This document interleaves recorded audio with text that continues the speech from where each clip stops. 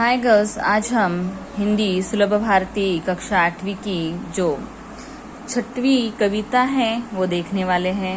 और गर्ल्स, और मेरा जो वीडियो आपको पसंद आए तो प्लीज़ सब्सक्राइब करना, लाइक करना और शेयर ज़रूर करना, क्योंकि बहुत ही इम्पोर्टेंट जो लेसन है वो मैं आपको बताऊंगी। तो इनका आप परिचय देखेंगे। अब जो कविता है उनका नाम है ज़रा प्यार से बोलना सीख लीजिए। यानी हमें क्या करना है, हमेशा प्यार से ही बोलना है। ऐसा किसने कहा है? रमेश दत्त शर्मा जी ने। अब देखते हैं इनका परिचय।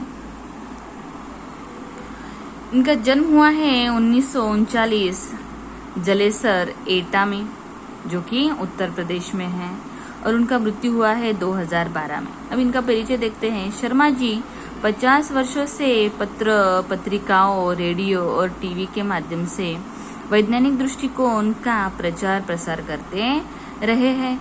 आपको विज्ञान लेखन में दर्जन से अधिक पुरस्कार मिल चुके हैं।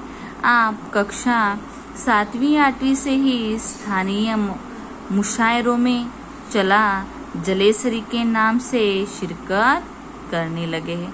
यानी इन्होंने बहुत सारे 8वीं और 7वीं कक्षा में अपने मुशायरे दिए हैं और चचा जलेसरी नाम से वो क्या है, फेमस हुए हैं। तो अब हम जो पद्य है, जो कविता है अपनी, उनके बारे में जानकारी देखेंगे। प्रस्तुत ये जो है वो गजल है। कवि ने कहा है, प्रस्तुत गजल के शेरों में शर्मा जी ने प्रेम से बोलना, सही समय पर बोलना, बोलने से पहले विचार करना, आत्मनियंत्रण रखना और मधुर भाषी होना, मधुर भाषी यानी मीठी बोलना, और आदि गुणों को अपनाने के लिए प्रेरित किया है। आपका मानना है कि हमेशा होठ सीकर बैठना उचित नहीं है। आवश्यकता अनुसार आक्रोश प्रकट करना भी जरूरी है। ऐसे हमारे जो कवि हैं, पद्य के जो कवि है रमेश दत्त जी ने ऐसा कहा है। अब देखते हैं जी, जो 2 लाइनें हैं उनके बारे में हम विस्तार में विश्लेषण देखने वाले हैं। अभी कवि ने कहा है, वाणी में शहद घोलना सीख लीजिए, जरा प्यार से बोलना सीख लीजिए। अब कवि ने कहा है कि वाणी में यानी हम जो बोलते हैं, अपनी जो भाषा है उसमें शहद यानी मिठास होनी चाहिए। किसी पर भी चीखना या चिल्लाना नहीं चाहिए। इसीलिए कवि बोले जरा प्यार से बोलना सीख लीजिए। हमेशा ही चीखना और चिल्लाना सही बात नहीं होती है। यानी इसीलिए इन्होंने कहा है कि वाणी यानी अपनी जो बातें हैं बोलने में मिठास होनी बहुत ही ज़रूरी है। और जो नेक्स्ट की जो 2 लाइनें हैं देखते हैं। चुप रहने के यारों बड़े फायदे हैं, जुबान वक्त पर खोलना सीख लीजिए। यानी इसका अर्थ देखिए। कवि ने कहा है कि हमेशा ही चुप रहना नहीं है, पर कभी कभी चुप रहने के हमारे यहाँ पर बहुत ही फायदे हैं। और अब हमेशा ही चुप रहना नहीं है ना, तो कभी कभी अपनी जुबान जो है वो भी खोलना पड़ता है। यानी हमें वो भी सीख लेना चाहिए। अब नेक्स्ट 2 पंक्तियों का देखो अर्थ यहाँ पर क्या है।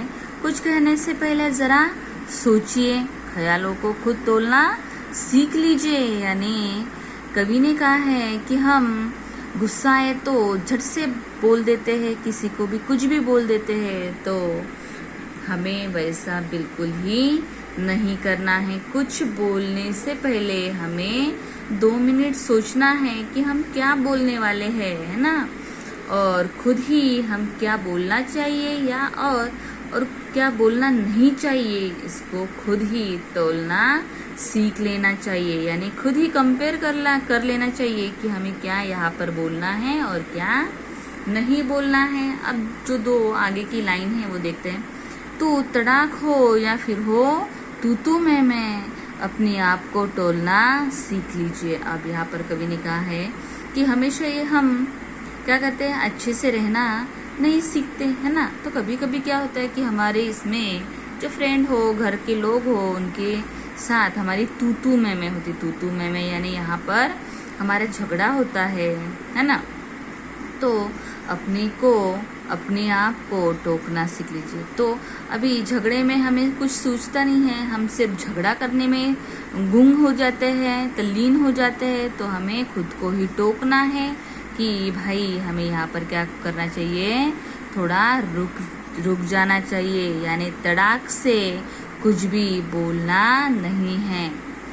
नहीं तो क्या होगा कि और भी झगड़ा बढ़ जाएगा, है ना। इसीलिए तू मैं होने से पहले खुद को टोकना सीख लीजिए, ऐसा कवि ने हमें यहाँ पर कहा है। और कहा है, पटाखे की तरह फटने से पहले रोशनी के रंग घोलना सीख लीजिए। यानी पटाखे की तरह, यानी हमें खुद पर नियंत्रण रखना चाहिए। हमें फटाक से किसी को भी कुछ भी बोलना नहीं है। अब कवि ने कहा है कि रोशनी के रंग घोलना सीख लीजिए। रोशनी को देखते ही हमें खुशी मिलती है, हमें शांति मिलती है। वैसे ही कवि ने कहा है कि रोशनी को हमारे अंदर घोलना सीख लेना चाहिए। अब नेक्स्ट है, कटु वचन तो सदा बोते हैं काटे, और मीठी बोली के गुल रोपना सीख लीजिए। अब कवि ने कहा है कि कटु वचन यानी जो अपनी बोली है, यानी जो हम कभी कभी गुस्से में कुछ भी बोल देते हैं, वो जो कटु बोली होती है उसमें तो हमेशा ही कांटे बोते हैं, यानी हमेशा ही आगे वाले को दुख होता है, चुभती है वो बातें जो कटु होती है। इसीलिए कवि ने कहा है कि मीठी बोली के गुल रोपना सीख लीजिए। यानी हमें कटु वचन कदाही नहीं बोलने हैं, हमें हमेशा ही मधुर भाषा का इस्तेमाल करना चाहिए, मीठी बोली ही बोलनी चाहिए। अब नेक्स्ट देखते हैं, बात बेबात कोई चुभने लगे तो बदल कर उसे मोड़ना सीख लीजिए।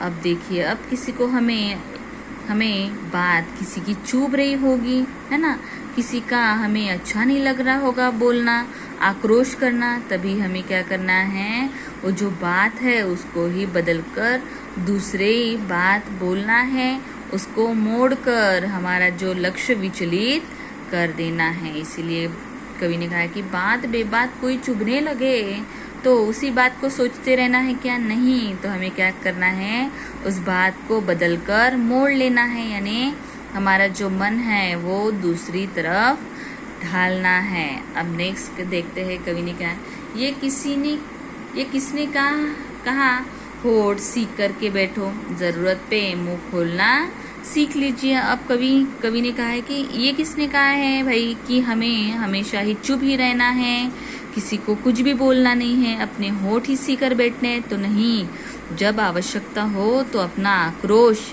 यानी मुंह खोलना सीख लीजिए। यानी अपना आक्रोश जो है वो भी प्रकट करना बहुत ही जरूरी है, नहीं तो सब बोलेंगे कि ये कुछ भी बोलती नहीं है। इसलिए हमें वक्त पर ही मुंह खोलना है।